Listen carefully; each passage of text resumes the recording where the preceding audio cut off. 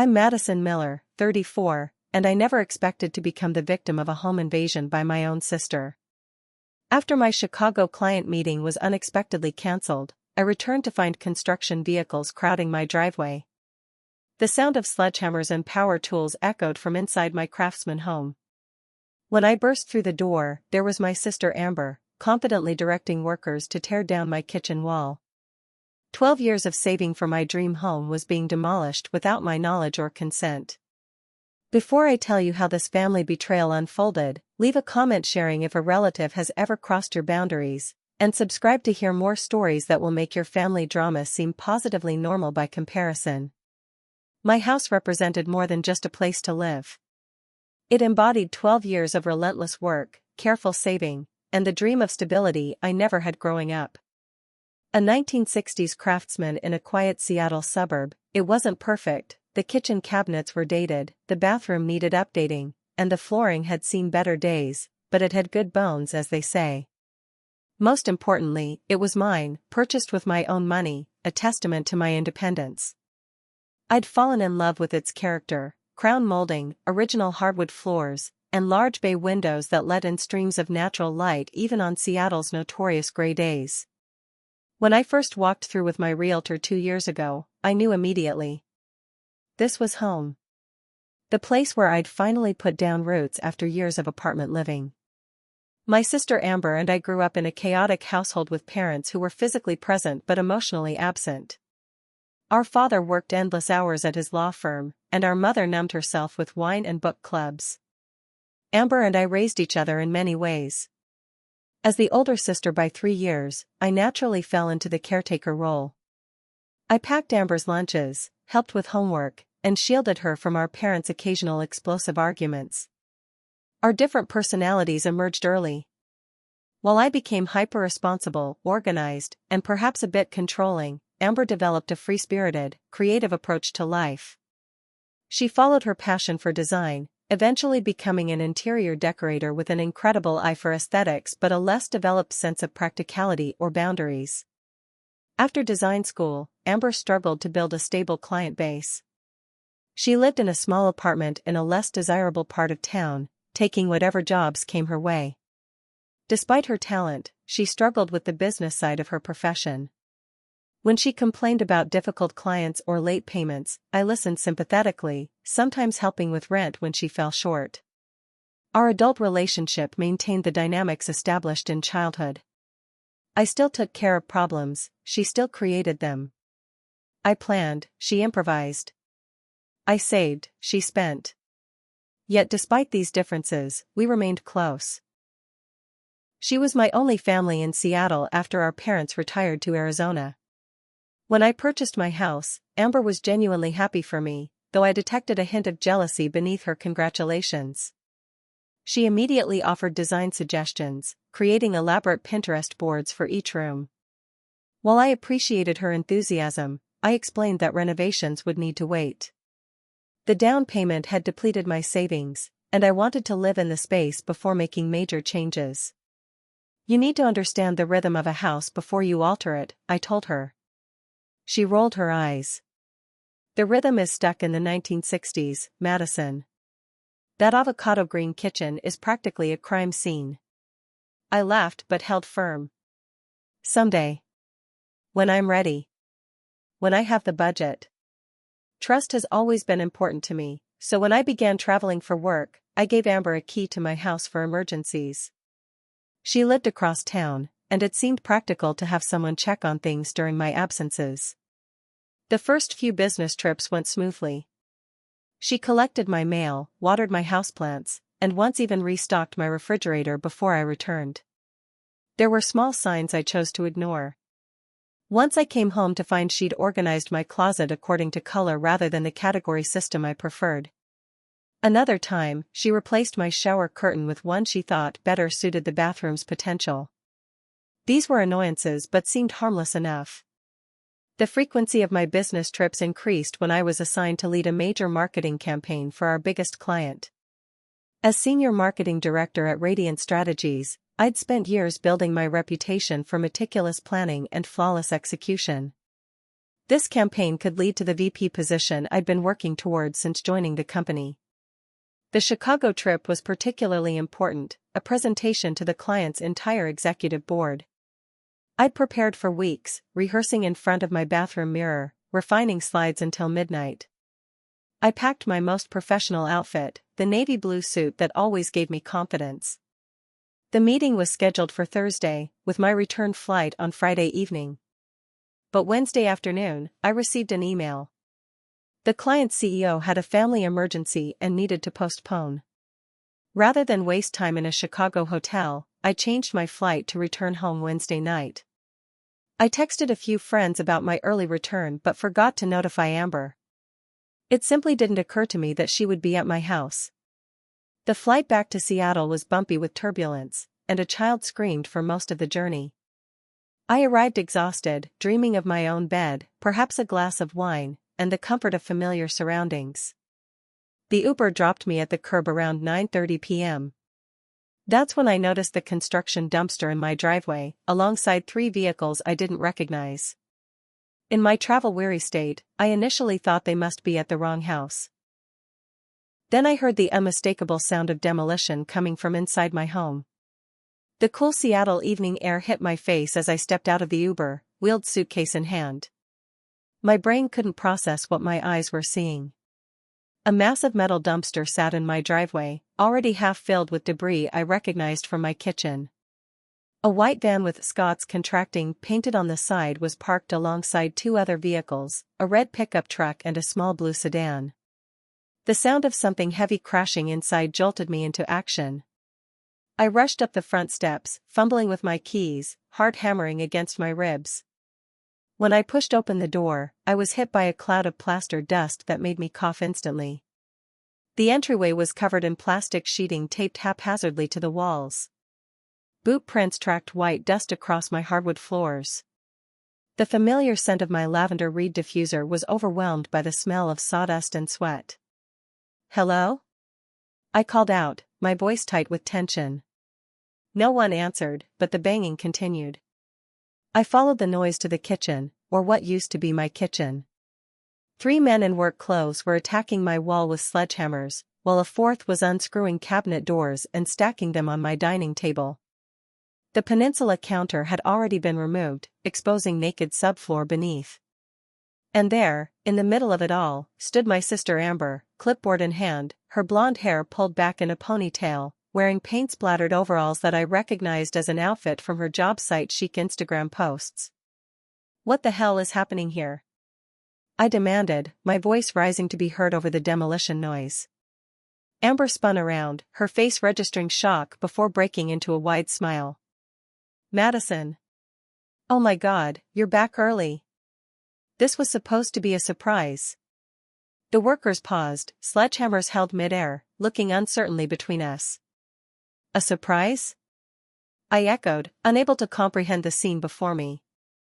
"You're destroying my kitchen as a surprise?" "Not destroying, improving." Amber gestured excitedly. "I'm fixing your horrible kitchen. It's going to be amazing. Open concept with a waterfall island, custom cabinets, no more avocado green. Scott's giving me an incredible deal." She nodded toward a tall man who stepped forward awkwardly. The room swam before my eyes.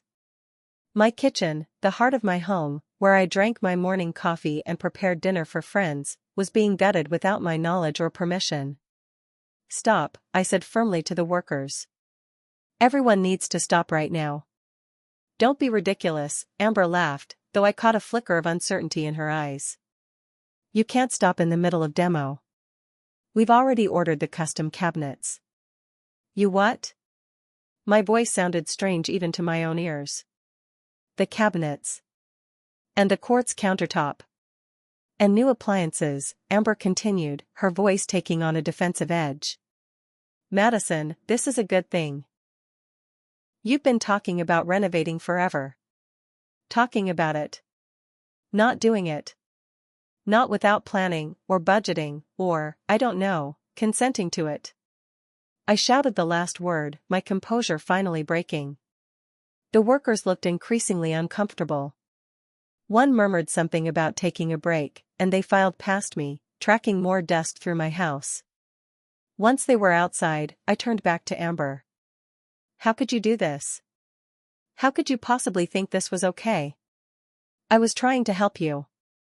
You work so hard, you never make time for home improvements. I had this window of opportunity with Scott's crew between jobs, and… Scott? Who is Scott? I interrupted. My boyfriend. The contractor. Amber gestured toward the door where the tall man had exited. He's giving us the friends and family discount. I felt lightheaded. You have a boyfriend who's a contractor, and you decided to surprise me by having him demolish my kitchen? When you say it like that, it sounds bad, Amber pouted. Because it is bad. I ran my hands through my hair, dislodging dust that rained down onto my suit jacket. Amber, this is breaking and entering. This is property destruction. I have a key. You gave it to me. For emergencies. Not for renovation projects. This was an emergency. Your kitchen was a disaster, and Scott had a cancellation. Do you know how long contractor wait lists are in Seattle right now? Months. Sometimes years. My breath came in short gasps as panic set in. I slid down against the wall, heedless of the dust, and put my head between my knees.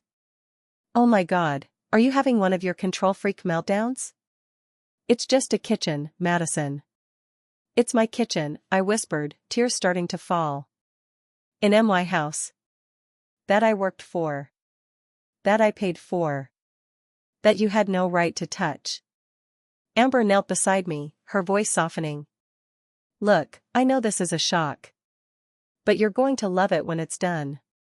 The plans are gorgeous, open concept living is so much better for entertaining. Remember how cramped it was at your housewarming? I looked up at her, really looked at her, and saw no real understanding in her eyes of what she'd done wrong.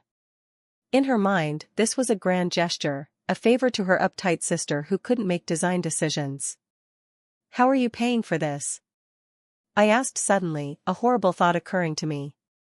Amber's gaze slid away from mine. Well, Scott's giving us a discount, like I said. Amber. How are you paying? She twisted her hands together. I may have used your emergency credit card for the deposit on materials. The room spun again. The emergency credit card I'd given her years ago for genuine crises, like when her apartment flooded, or when she needed a root canal and had no dental insurance. How much? I whispered. Just $10,000 for now. But that covers most of the materials. Scott's labor costs are $10,000? I scrambled to my feet. You charged $10,000 to my credit card without asking me? You were going to renovate eventually anyway. I'm just speeding up the timeline. I pushed past her into what remained of my kitchen, looking around frantically. Where's Grandma's hutch? The one that was against that wall? I pointed to a now demolished section. Amber's face fell. We had to remove it for the open concept design. It's in the dumpster. My grandmother's antique hutch, the only family heirloom I owned, the cabinet that had survived 2 world wars and a cross-country move, was in a dumpster like common trash. Get out, I said quietly. Madison, don't overreact. Get out. I screamed, my voice cracking with emotion. Get out of my house right now. Amber's face hardened. You're so ungrateful. I'm doing this because I love you. Because I want your house to be beautiful. Because I'm good at this, and you need help. I never asked for your help, I said, my voice now deadly calm. Call your workers. Tell them the job is cancelled.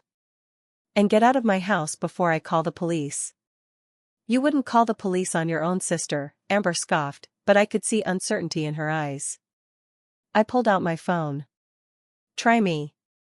For a moment, we stared at each other, at an impasse formed from decades of our complicated relationship. Then Scott appeared in the doorway. Everything okay in here? We can keep going, but I need to know. The job is cancelled, I said firmly. Please remove your equipment and leave my property immediately. Scott looked at Amber. Babe?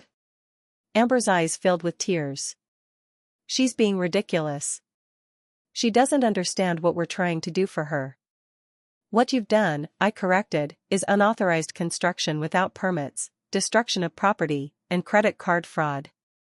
Please leave now, both of you. Scott raised his hands in a placating gesture. Look, there seems to be a misunderstanding. Amber said you'd discussed this renovation. We hadn't, I cut him off. And if you're a legitimate contractor, you should know better than to start work without speaking directly to the homeowner and having signed contracts. His face reddened. We have a contract. Amber signed it. I turned to my sister. You forged my signature? I signed as your agent, she said defensively. You gave me authority by giving me a key. The absurdity of her logic left me speechless. I turned back to Scott. Please gather your crew and leave. This job is over. It's not that simple, he said, his tone hardening. We've already ordered custom materials. Non-refundable deposits have been paid. There are restocking fees. That's between you and Amber, I replied. I never authorized any of this. Amber stepped between us. Madison, just listen to what we've planned. The new design will increase your property value by at least 15%. The kitchen is the heart of the home, and yours was stuck in the past century. It was my kitchen, stuck in whatever century I wanted it to be in. My voice rose again despite my attempts to stay calm. You had no right. Our argument had drawn the attention of the work crew, who now hovered awkwardly in the hallway. One of them, a younger man with a tool belt slung low on his hips, cleared his throat. So, are we continuing today or? No, I said firmly. Yes, Amber countered at the same moment. Scott looked between us, clearly calculating his legal and financial exposure. Guys, maybe we should call it a day and let you two sort this out. We can resume tomorrow if. There will be no tomorrow, I said. This job is permanently cancelled. Amber grabbed my arm, her nails digging into my skin. Don't be stupid, Madison. The wall is already half down. The cabinets are being delivered next week. You can't just leave it like this. I jerked my arm away. Watch me. With shaking hands, I pulled out my phone and began taking photos of the destruction, documenting everything. Amber followed me, still pleading her case, as Scott instructed his crew to pack up for the day. You're making a scene, Amber hissed as I photographed my grandmother's hutch in the dumpster, its hand-carved door splintered from the rough handling. No, you made the scene. I'm just documenting it, I replied, my voice breaking as I zoomed in on the damaged family heirloom. As the workers filed out, giving me awkward nods, I stood in the wreckage of my kitchen, surrounded by dust and debris, facing my sister across a chasm of betrayal that felt impossible to bridge. The moment Scott's crew cleared out, I was on the phone with my credit card company, disputing the charges Amber had made. The customer service representative was sympathetic but explained that since Amber was an authorized user on that card, it wasn't technically fraud. But I never authorized these specific purchases, I argued, pacing through the dusty plastic sheeting that now covered my living room. I understand your frustration, Ms. Miller, but you did authorize her to use the card. This becomes a personal matter between you and the other cardholder. I hung up, feeling defeated. Next, I called a local contractor for an emergency consultation, explaining my situation in a voice that kept threatening to break into sobs. I can come by tomorrow morning to assess the damage, said the contractor, a woman named Denise. But I should warn you, if they've already taken down part of a load-bearing wall, you may need emergency structural support before anything else. The words load-bearing wall sent a fresh wave of panic through me. I hadn't even considered that possibility. What if my house was now structurally unsound? What if it collapsed in the middle of the night? I was examining the half-demolished wall with newfound terror when my doorbell rang. Amber stood on my porch with Scott beside her. They'd returned with takeout bags from my favorite Thai restaurant. Peace offering? Amber said, holding up the food with a tentative smile. I wanted to slam the door in her face, but the smell of pad Thai momentarily distracted me from my fury. I hadn't eaten since a mediocre airport sandwich hours earlier. We should talk, Scott said in what I assumed was his professional voice. I think there's a way forward that works for everyone. Against my better judgment, I let them in. We sat at my dust-covered dining table, eating directly from the takeout containers since all my plates were packed away or covered in debris. Here's the situation, Scott began, unrolling a set of blueprints. We've already ordered custom cabinets based on these specifications. They can't be returned or modified. We've also put deposits on the quartz countertops, fixtures, and appliances. I put down my fork. And this is my problem because your kitchen is half demolished, Amber interjected. You need to finish the renovation now, whether you want to or not. What I need is for you to take responsibility for what you've done, I countered. You created this mess. You fix it. Scott cleared his throat. The thing is, these materials were ordered to your exact specifications. Not my specifications. I never specified anything. To the specifications Amber approved on your behalf, he corrected smoothly. They're sized for your kitchen, in the color palette that complements your home. They wouldn't work in another project. So you're saying I'm stuck paying for materials I never ordered for a renovation I never wanted? My voice rose again. Not necessarily, Scott said. We could work out a payment plan. And I can guarantee you'll love the final result. Amber has an incredible design vision. Her vision.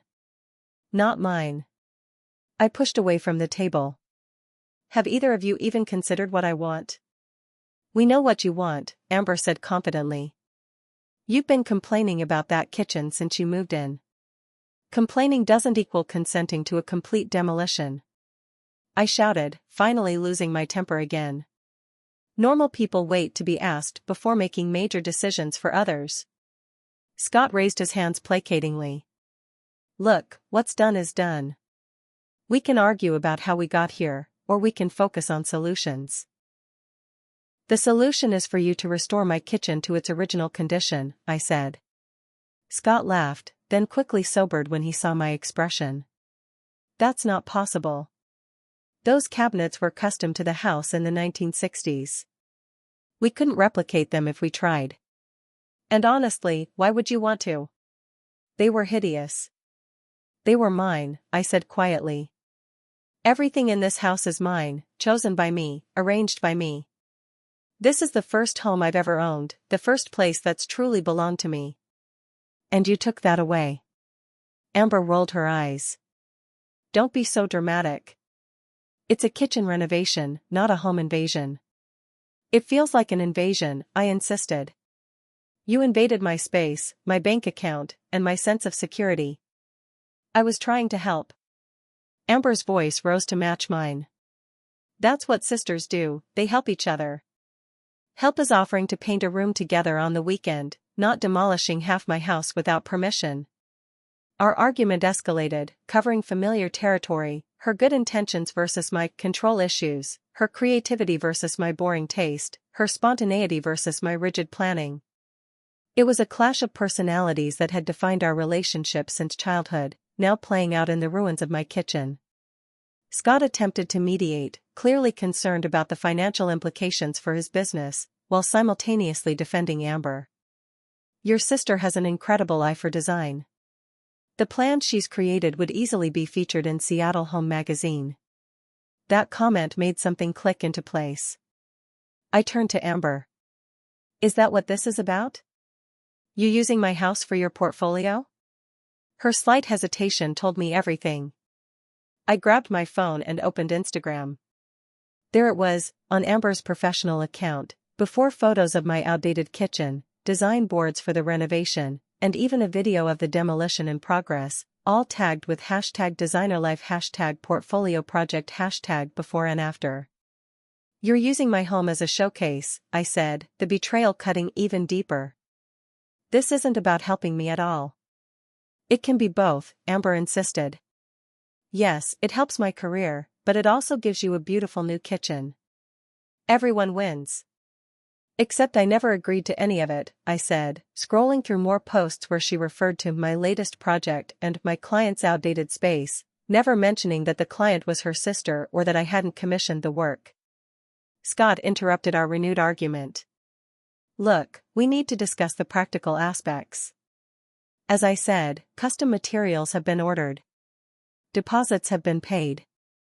And most importantly, that wall is now structurally compromised. It needs to be either properly removed with appropriate support added, or immediately reinforced. It's not safe as it is. A chill ran through me. You started demolishing a load-bearing wall without proper permits or structural plans? Scott shifted uncomfortably. We were planning to add a beam. The permits are in process. In process? You mean you haven't even filed them yet? I stared at him in disbelief. Do you know how much trouble I could get into with the city? I could be fined thousands of dollars. Madison, calm down, Amber said. Scott knows what he's doing. We were going to handle all the permit details. Like you handled getting my permission? I shot back. Scott stood up. I think we all need to cool off. Here's what I propose, I'll send someone over tomorrow to temporarily secure that wall so it's safe. Then we can take a few days to figure out the best path forward. But eventually, this renovation will need to be completed one way or another. Get out, I said quietly. Both of you. Madison, Amber began, but I cut her off. I need you to leave right now. I can't even look at either of you. Where am I supposed to stay? Amber asked. I told my roommate I'd be staying here to oversee the renovation. I already moved some of my stuff into your guest room. The audacity of her question left me momentarily speechless. That is not my problem, I finally managed. I'm your sister, she said, as if that explained and excused everything. Right now, you're the person who violated my trust, destroyed my property, and put me in financial and legal jeopardy, I replied. Go stay with your contractor boyfriend. Scott looked uncomfortable. My place is being fumigated, actually. I'm at a hotel. Perfect. Get a room with 2 beds. I walked to the door and held it open. Please leave your key before you go. Amber's face crumpled. You're choosing your stupid house over your own sister? No, I'm choosing my right to make decisions about my own life over your entitlement to make them for me. I held out my hand. The key, please. Reluctantly, she unclipped it from her keychain and slapped it into my palm. You'll regret this when you see how amazing the finished kitchen would have been. After they left, I sank to the floor amid the construction dust and finally allowed myself to cry. My safe haven had been violated, my sense of security shattered.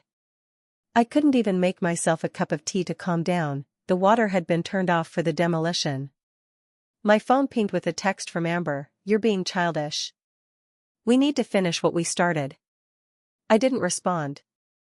Instead, I called my friend Rachel, who lived nearby, and explained through tears what had happened. Pack a bag, she said immediately. You're staying with me until this is sorted out.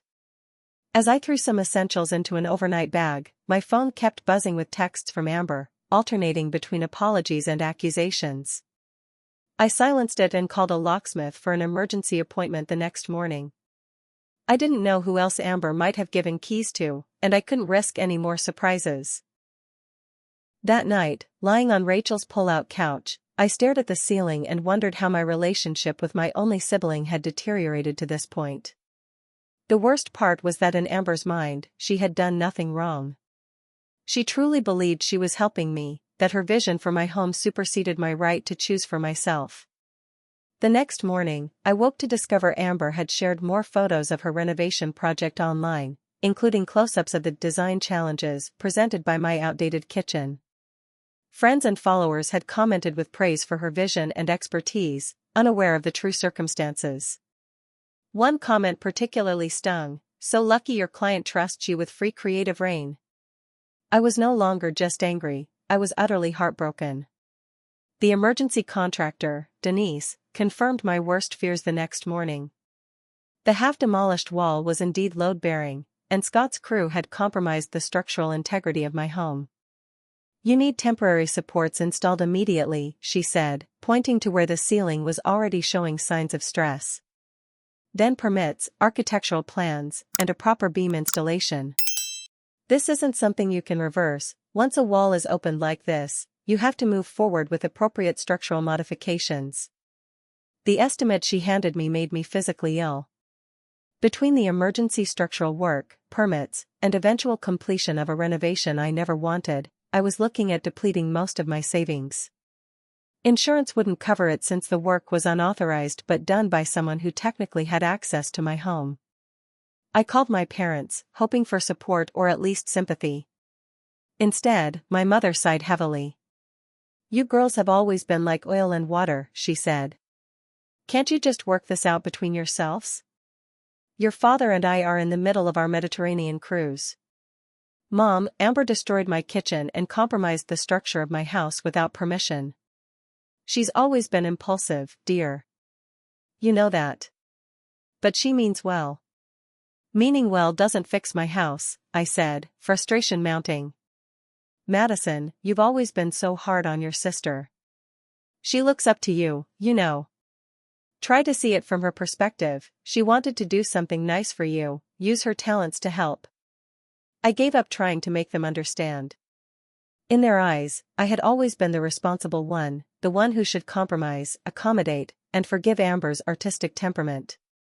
The locksmith arrived and changed all the exterior locks, providing me with new keys and a sense of security that lasted precisely 3 hours. That's when Amber showed up at my office, barging past reception with a large cardboard tube under her arm. "We need to talk," she announced, unrolling design blueprints across my desk, scattering the quarterly marketing reports I'd been reviewing. "Amber, I'm at work," I hissed, acutely aware of my colleagues watching through the glass walls of my office. "This is completely inappropriate." "What's inappropriate is changing the locks without telling me," she shot back. "I brought Scott's crew back to continue work and we couldn't get in." I stared at her, dumbfounded. "You tried to continue demolishing my house after I explicitly told you to stop? The project needs to move forward, Madison. You can't just leave the kitchen in that state." "Watch me," I said, echoing my words from the previous night.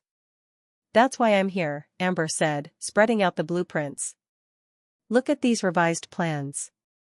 We can work with what's already been done but make some compromises on the finishes to bring the cost down." I couldn't believe what I was hearing. She was still trying to push forward with her renovation plans, as if my opposition was merely a budgetary concern rather than a fundamental violation of my boundaries. "The issue isn't the design, Amber.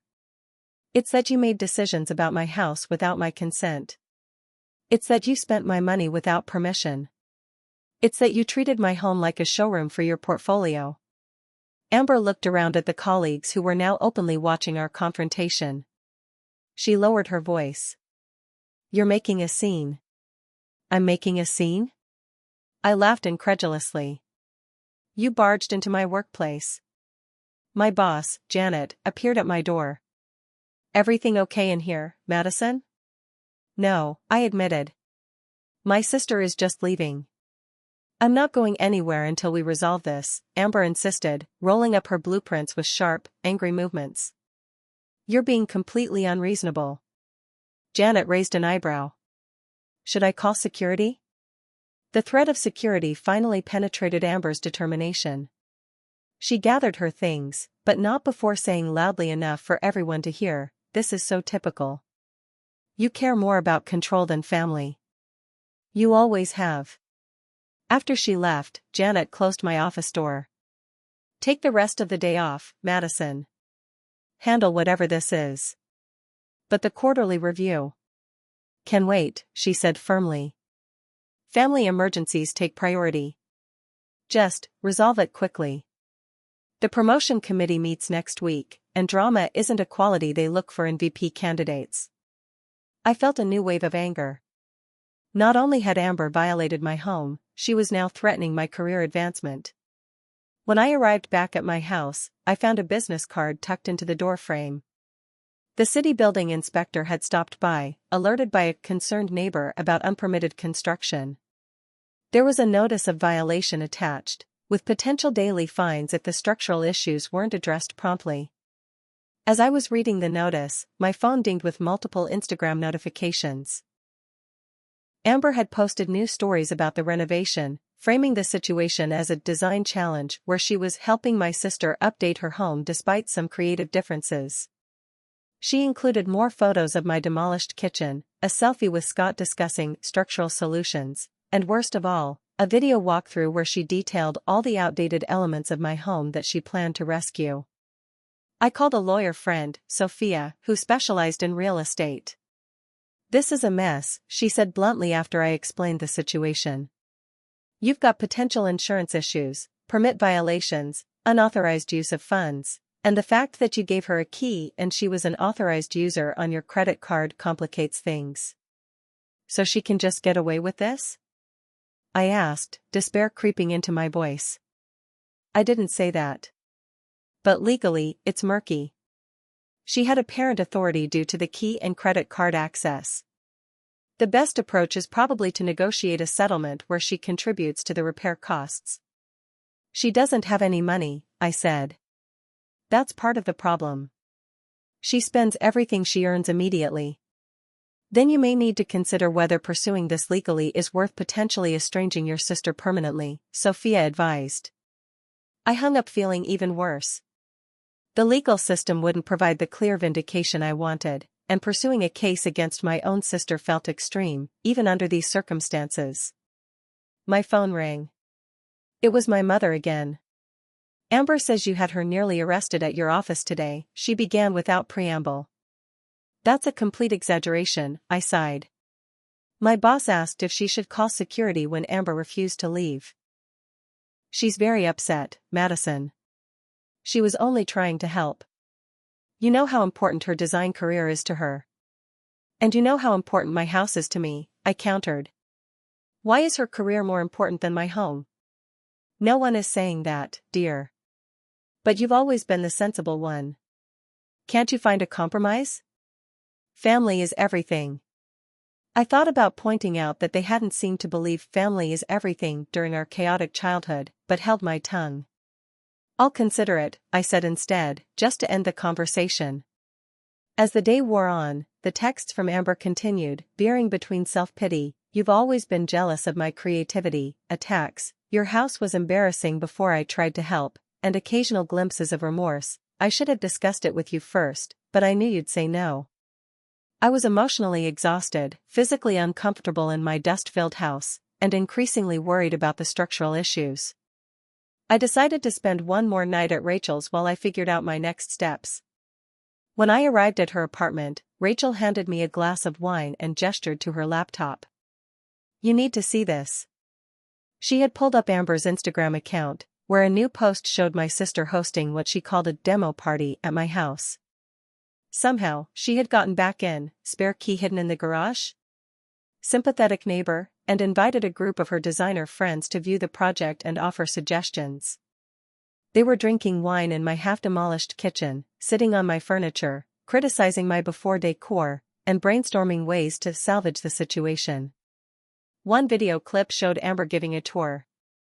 "And this is the living room, which will eventually get a makeover too. The paint color alone is a crime against humanity, am I right?" Her friends laughed as she continued, "My sister has no sense of design. Left to her own devices, this place would still have the original shag carpeting." I watched in horror as these strangers moved through my house, opening closets, commenting on my furniture choices, treating my personal space like a showroom of bad taste. In one clip, someone was trying on my clothes. "I'm calling the police," I said, reaching for my phone. Rachel put her hand over mine. "Are you sure?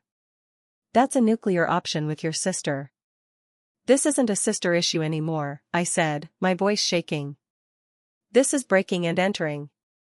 This is violation of privacy. This is. I couldn't finish the sentence because I was sobbing. All the stress, betrayal, and violation of the past 2 days crashed over me in a wave I couldn't control. Rachel held me while I cried, offering tissues and quiet support. When I could speak again, I said, "I need to go over there." "I'm coming with you," Rachel said firmly. We drove to my house in silence. As we pulled up, I could see lights blazing from every window, music thumping, shadows of people moving inside. It looked like a party in full swing, in my violated home. With Rachel beside me, I unlocked the door and walked into chaos. About 15 people were scattered through my house, drinking, laughing, some taking measurements and photos.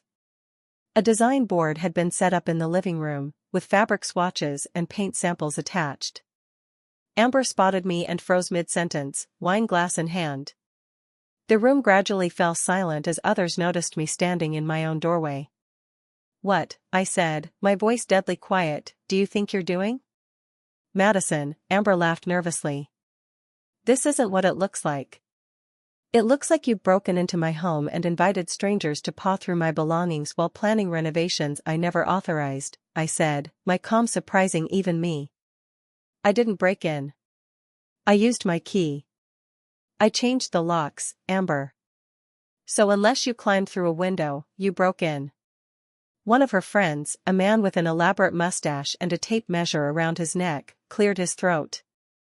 "I think I'm going to head out." "Everyone needs to leave," I announced to the room. "Now. Before I call the police." There was a flurry of activity as Amber's friends gathered their things and hurried past me, murmuring awkward apologies. Within minutes, only Amber, Scott, Rachel, and I remained in the suddenly quiet house. "This is completely unacceptable," I said to Amber. "You've crossed every possible line." "You're overreacting," she began, but Scott interrupted her. "Amber, enough." He turned to me. "Madison, I apologize. This got out of hand." "Amber assured me you two had worked things out and that you'd given permission for the design consultation." I stared at him. "And you believed that after everything that happened yesterday?" He had the grace to look ashamed. "I should have confirmed with you directly." "Yes, you should have," I agreed. "Now both of you need to leave." "Madison, please," Amber said, tears welling in her eyes. "I was just trying to save my project." "Your project?" I repeated. "This is my house. My life. My decision. You don't get to decide what happens here." "But I already announced the renovation to my followers. I have sponsors lined up for materials. This could make my career." And there it was, the truth at last. This had never been about helping me. It had always been about advancing her career at my expense. "Get out," I said quietly. "Get out now, or I'm calling the police and pressing charges for breaking and entering." "You wouldn't," she gasped. I pulled out my phone. "Try me." Scott took Amber's arm. "Let's go. This isn't worth getting arrested over." As he led her to the door, Amber turned back, her face contorted with anger and hurt. "You've always been jealous of my talent. You and your boring, safe life in your boring, safe job with your boring, safe house. Some people take risks to pursue their dreams, Madison. Some people actually live instead of just existing." Her words hit their mark, striking at insecurities I'd harbored since childhood. Was I boring? Had I chosen safety over passion? Was my carefully constructed life just a shell? But as the door closed behind them, I looked around at my violated home, my chosen home, and knew with sudden clarity that I hadn't chosen safety. I had chosen autonomy. I had chosen to build a life on my terms, not anyone else's. And that was something worth defending. Rachel put her arm around my shoulders. "You okay?" "No," I admitted. "But I will be." The days following the demo party incident blurred together in a haze of phone calls, appointments, and emotional exhaustion. Rachel insisted I stay at her place until the structural issues in my house were addressed, a process that turned out to be both expensive and time-consuming. My emergency fund, carefully built over years of disciplined saving, dwindled rapidly. The emergency structural support alone cost nearly $5,000. The building inspector issued citations for unpermitted work, requiring expedited permit applications and additional fees. Each day brought new complications and costs. The professional and personal consequences cascaded as well. Janet had been understanding initially, but her patience wore thin as I continued to be distracted at work. The promotion committee meeting loomed, and my preparation time had been consumed by the house crisis. Amber's social media went silent about the renovation, but mutual friends reported she was painting herself as the victim of my control issues and inability to accept help. My parents called daily, urging reconciliation from their cruise ship in the Mediterranean, still refusing to acknowledge the severity of what had happened. "Family is all we have in this world," my mother repeated during each call, as if this platitude could erase the violation I'd experienced. 1 week after the initial demolition, I sat in my first therapy session, recommended by Rachel, who had witnessed my emotional spiral. "I feel like I'm losing my mind," I admitted to Dr. Torres, a calm woman with salt and pepper hair and kind eyes. "1 minute I'm furious, the next I'm crying, then I feel guilty for being angry at my sister." "What you're describing sounds like a trauma response," she said. "Your home, your safe space, was violated. That's a significant breach of trust." "But it's just a kitchen," I said, echoing Amber's words even as they felt wrong in my mouth. Dr. Torres shook her head. "It's never just about the physical space. Your home represents security, autonomy, and achievement. Your sister didn't just damage some cabinets, she damaged your sense of safety and control over your own environment." Those words unlocked something in me. I hadn't been able to articulate why the renovation had felt so deeply violating, beyond the obvious financial and practical implications. It wasn't just about the unauthorized changes, it was about the message those changes sent, that my choices didn't matter, that my space could be invaded, that my boundaries could be ignored. "Have boundary issues been a pattern in your relationship with Amber?" Dr. Torres asked. I laughed without humor. "Our entire relationship is a boundary issue. I've been cleaning up her messes since we were kids." Over the next hour, I traced the patterns that had defined our relationship: Amber acting impulsively, me swooping in to fix things. Amber taking risks, me providing the safety net. Amber pushing boundaries, me accommodating to keep the peace. "It sounds like you've been parentified from a young age," Dr. Torres observed. "Taking responsibility for your sister when your actual parents were emotionally absent." "I never thought of it that way," I said slowly. It was my job to take care of her." "Was it? Or was that a role you were pushed into?" That question lingered with me long after the session ended. Had I chosen the caretaker role, or had it been thrust upon me by circumstances beyond my control? And if the latter, wasn't it time, at 34 years old, to choose differently? The practical issues with my house still required immediate attention. I hired Denise's company for the structural repairs, grimacing as I signed the contract and made the down payment. I contacted my homeowner's insurance again, this time with a lawyer's guidance, but the news remained disappointing. Unauthorized renovations by someone with apparent permission to be in the home created a coverage gray area they were unwilling to navigate. The financial reality was sobering. The structural repairs, permit fees, and eventual completion of the now unavoidable kitchen renovation would deplete most of my savings, including funds I'd set aside for future goals. The promotion I'd been working toward might mitigate some of the financial strain, but even that was now in jeopardy due to my divided attention. 2 weeks after the initial demolition, I finally felt ready to confront Amber directly. We agreed to meet at a neutral coffee shop midway between our homes.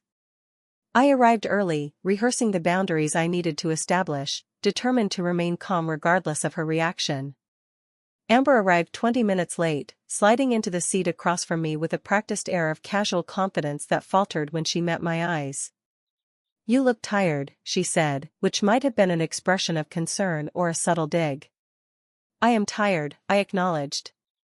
"Dealing with the aftermath of your renovation project has been exhausting." She flinched at my directness. I've been thinking about everything, and I realize I should have talked to you before starting the project. It wasn't exactly the full acknowledgement of wrongdoing I'd hoped for, but it was a start. Yes, you should have, I agreed. But it's more than that, Amber. You violated my boundaries in a fundamental way. You made decisions about my home, the biggest investment I've ever made, the place where I'm supposed to feel safe, without my consent. I was trying to help, she said, her voice small. I understand that's how you saw it. But real help respects the other person's autonomy. Real help asks what's needed rather than imposing what you think is best. Amber stared into her untouched coffee. I wanted to surprise you. I wanted to use my talents to give you something beautiful. I appreciate that intention, I said carefully. But the way you went about it caused significant harm. Financially, practically, and emotionally. I didn't mean to hurt you, she whispered. I believe that. But intention doesn't erase impact. We sat in silence for a moment, the ambient coffee shop noise filling the space between us. So what happens now? Amber finally asked. I took a deep breath. I need you to take responsibility for your actions. That means contributing financially to the repairs and completing renovation. Her eyes widened. Madison, I don't have that kind of money. You know that. I do know that. Which is why I'm proposing a payment plan. A small amount each month until your portion is covered. But it could take years, she protested. Yes, I agreed. Actions have consequences, Amber. This isn't about punishing you, it's about you taking responsibility. She looked away, blinking back tears. And what about us? Our relationship? This was the harder part. I need space right now. I'm angry and hurt, and I don't trust you. Rebuilding that trust will take time. So you're cutting me off? Her voice cracked. No. I'm establishing boundaries. We can still communicate, but I need time and distance to heal. Amber nodded slowly, tears now falling freely. I really am sorry, Madison. I know it doesn't fix anything, but I am. For the first time since this ordeal began, I felt her apology was genuine. It didn't erase the damage done or the long road ahead, but it was a start. As we parted ways outside the coffee shop, Amber hugged me tightly. I'll do better, she whispered. I promise. I wanted to believe her. Part of me, the part that had protected and forgiven her since childhood, desperately wanted to believe this time would be different. But the newly awakened part of me, the part that was learning to protect my own boundaries, remained cautiously skeptical. That evening, sitting in Rachel's guest room, I made a list of what I'd learned from this experience. 1. My need for control stems from childhood instability. 2. I've enabled Amber's boundary violations by always fixing her messes. 3. Setting boundaries isn't mean, it's necessary for healthy relationships. 4. My home represents more than shelter, it represents autonomy and achievement. 5. I deserve to make my own choices about my life and space. It wasn't a comprehensive list, but it was a start, a foundation for rebuilding not just my kitchen, but myself. 3 weeks after the demolition, I moved back into my house. The structural repairs had been completed, the building inspector had approved the emergency work, and though my kitchen remained a construction zone, at least the house wasn't in danger of collapse. My first morning back, I sat on my living room floor with a cup of coffee, made using a tiny microwave and mini fridge setup in the corner, and spread out a stack of kitchen design magazines, contractor estimates, and material samples. If I was forced into a renovation I hadn't planned, I was determined to make it my own. I started researching everything I could about home renovations. I joined online forums, watched countless YouTube tutorials, and consulted with 3 different contractors. I learned about load-bearing walls and support beams, about the differences between various countertop materials, about the pros and cons of different cabinet constructions. Knowledge became my way of reclaiming control. Each fact I learned, each decision I made, helped restore my sense of agency over my own space. The renovation was no longer something happening to me, it was something I was actively directing. Denise, the emergency contractor who had installed the temporary supports, became my renovation partner. Unlike Scott with his dismissive attitude toward my input, Denise valued my growing knowledge and respected my decisions. "You're not like most homeowners," she commented one day as we reviewed cabinet specifications. "Most people just say whatever you think is best and check out of the process." "I'm done having other people make decisions about my house," I replied. The financial reality remained daunting.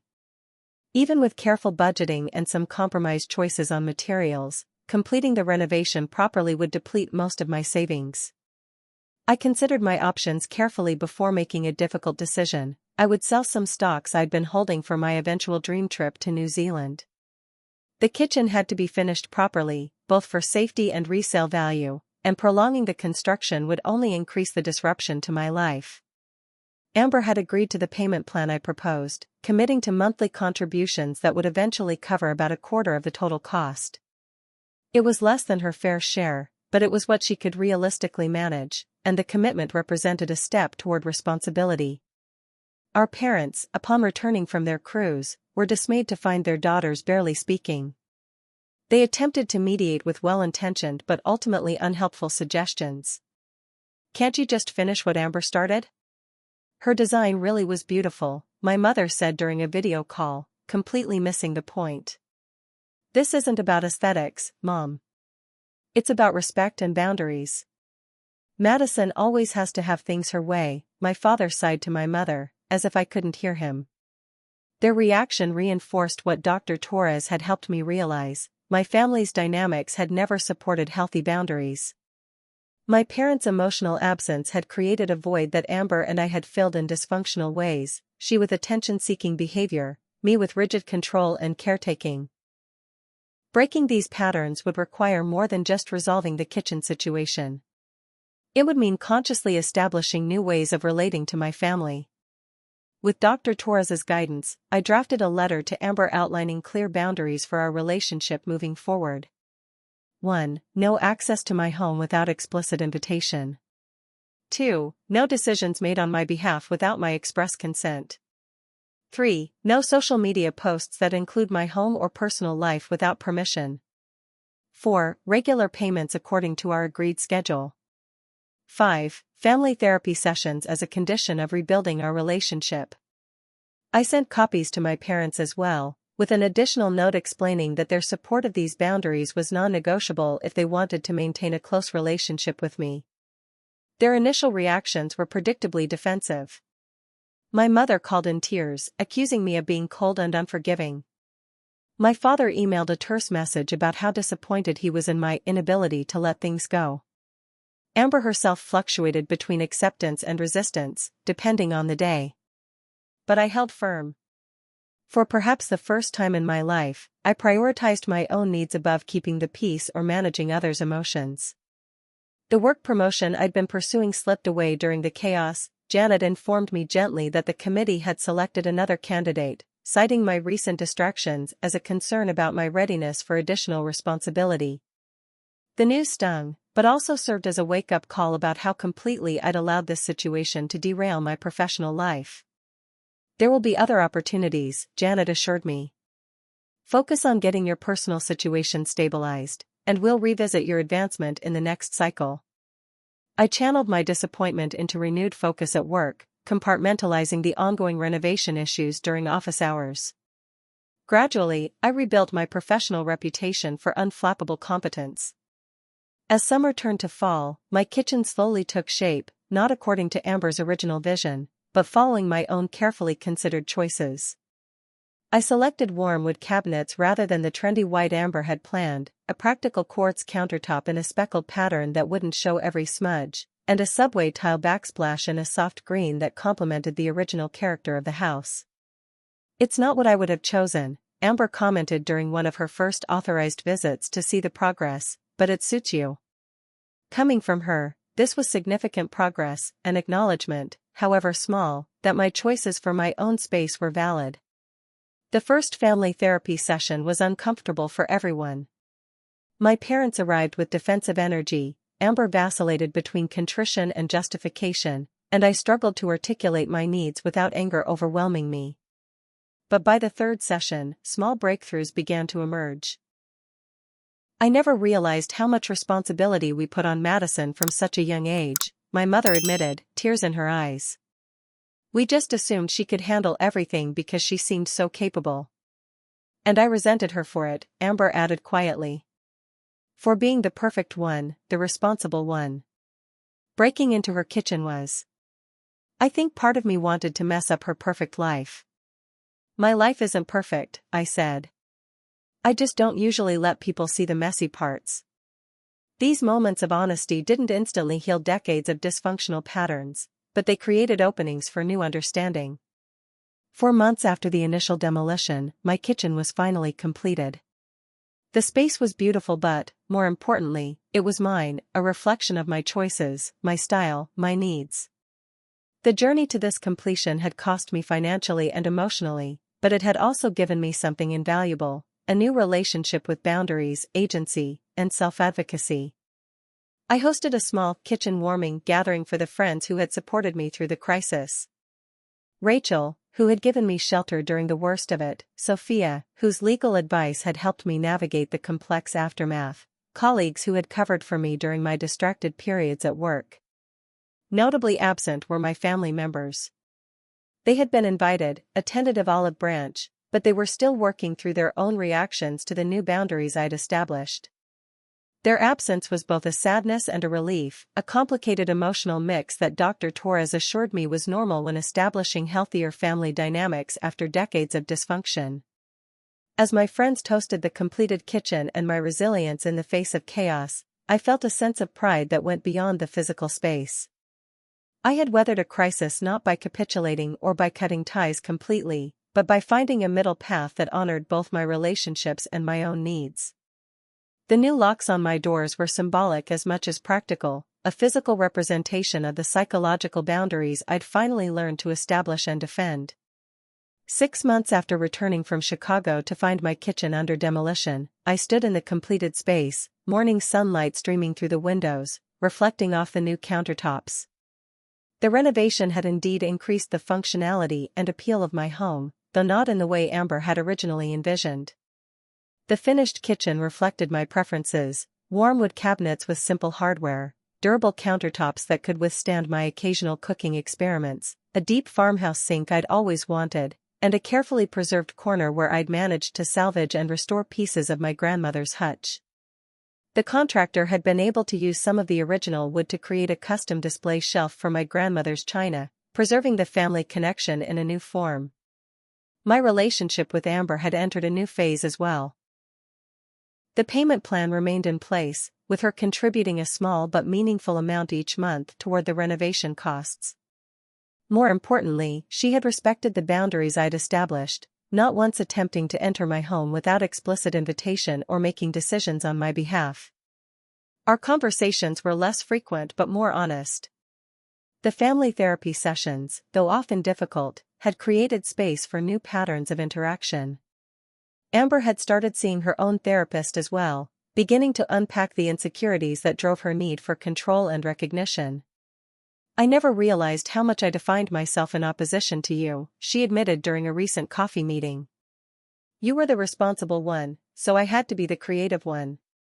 You were the planner, so I had to be spontaneous. It was exhausting, always reacting against whatever you were. I did the same thing, I acknowledged.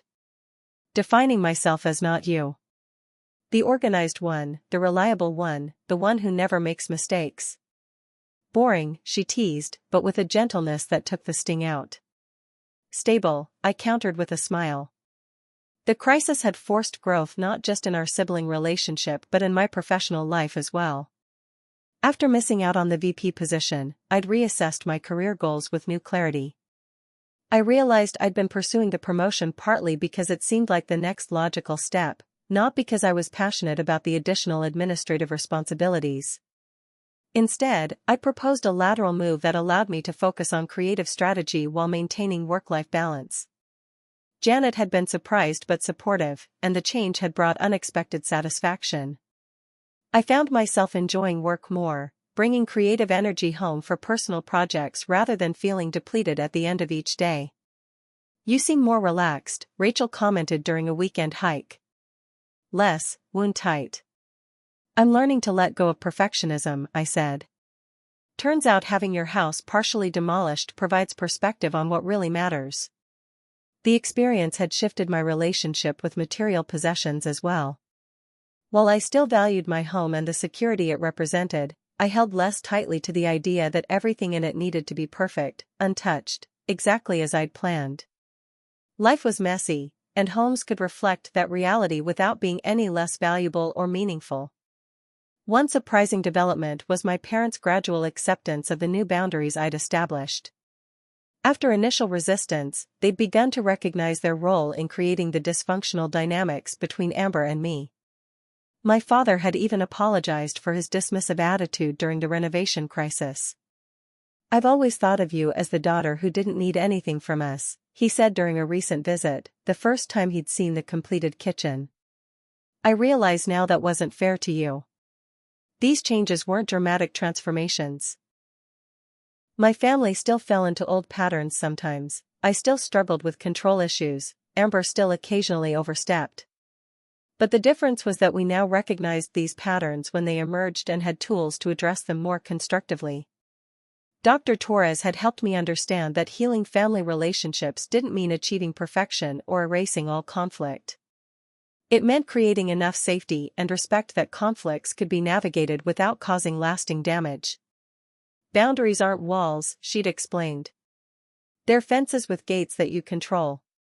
The point isn't to keep everyone out, but to ensure that those who enter do so with respect for your space. This perspective had transformed how I approached not just family relationships but friendships and dating as well. I'd recently started seeing someone new, a man I met through a work connection, and found myself able to communicate my needs and boundaries more clearly than in previous relationships. The renovation had even inspired a new hobby. The research I'd done out of necessity had sparked genuine interest in home design.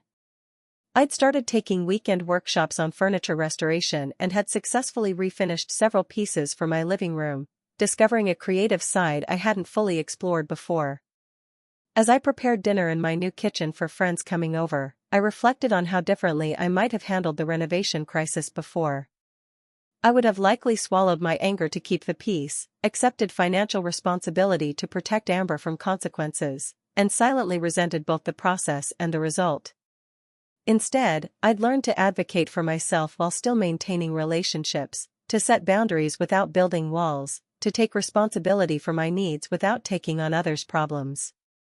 These weren't easy lessons, and they'd come at a high cost, but they had fundamentally changed how I moved through the world. The doorbell rang, signaling my guest's arrival. Before answering, I took one more moment to appreciate the kitchen, not just for its improved functionality and aesthetics, but for what it represented, my growth, my boundaries, my voice.